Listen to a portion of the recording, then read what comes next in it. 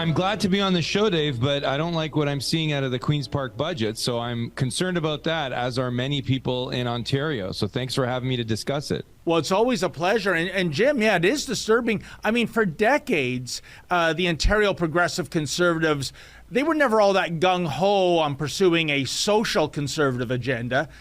But the PCs always presented themselves as being fiscally conservative and fiscally responsible. They were the so-called adults in the room when it came to minding the publicly funded piggy bank.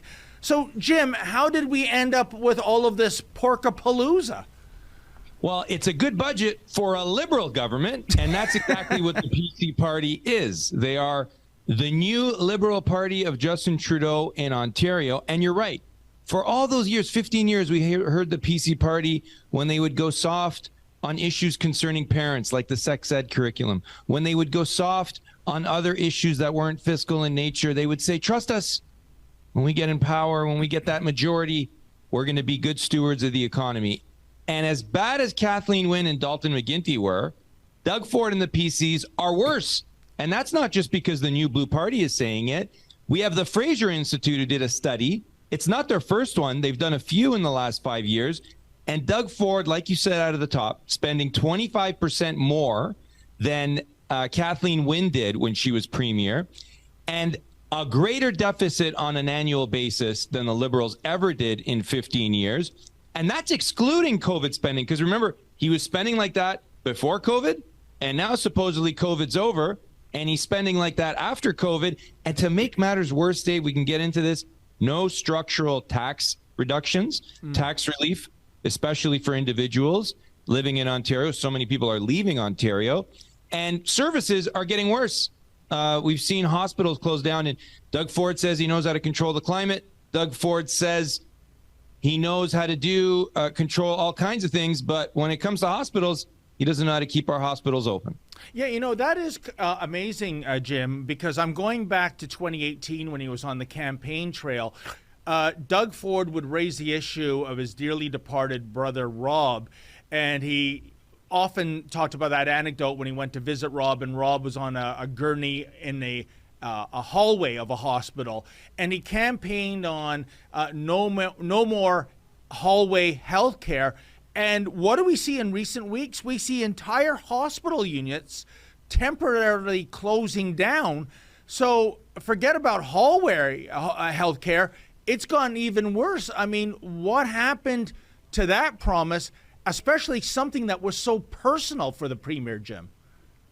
And, you know, hallway healthcare would be a good thing now, because now you can't even get in the hallway under Doug Ford PCs. The hallway is an optimistic thing. And you got to wonder, Dave, like, where are they spending all the money? Because like you said, they're at $200 billion in spending, 25% higher than where the Liberals were. And the debt is approaching $20 billion a year. And Rob Ford was the individual who ran for mayor, and he was a city councillor on conviction. He knew what he wanted to do, and he had a vision, he had idea. Doug has no idea. Doug is a Liberal at heart, and a lot of people like to defend him and say, well, just give him another chance. He's got his other majority now, his second majority, and he likes to say, I'm just the premier, and you know, it's Justin Trudeau doing this. He's pushing me to do this. Nonsense, Dave. He is the most powerful man in Ontario. He's got a commanding majority in the legislature, because 57% of Ontarians didn't even know there was an election this past summer. And what is he doing with it? Fewer services, more spending, no tax relief. I wonder where the money's going. There's a couple of examples that have come out in the last week where we're seeing where some of the money's going, but it's the worst of all worlds as opposed to the best of all worlds, because we're not seeing tax reduction. We're seeing increased spending. Hospitals are crumbling. Emergency rooms are closing. It's terrible, and we're seeing the real Doug Ford and the real PC party. Indeed. And, you know, Jim, I mean, when we look at spending, often simply throwing money at a problem doesn't work. It came out recently that in Ontario, in terms of healthcare administrators, we spend 10 times more than Germany does, even though Germany has twice the population. That's twice the population of Canada, rather.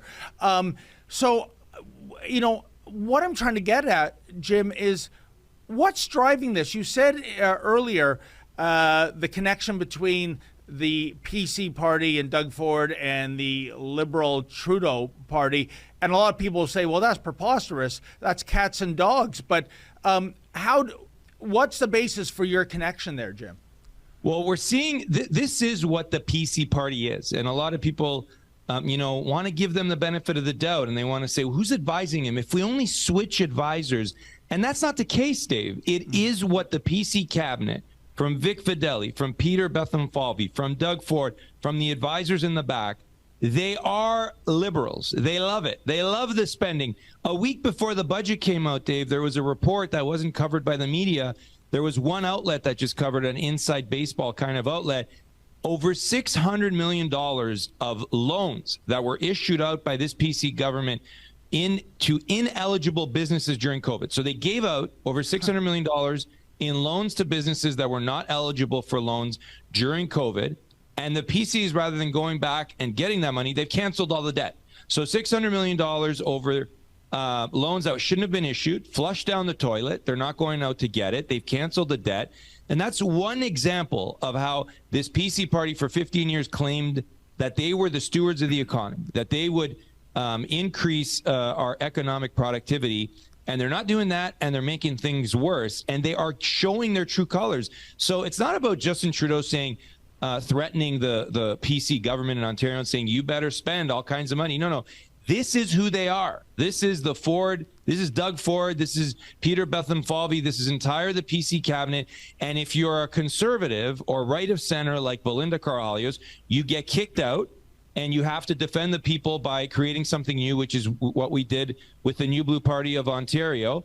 And we're just getting started, but we've got to create an anchor in Ontario provincial politics, because the PCs are exactly the same as the Liberals are, if not worse, as we're seeing with our most recent budget.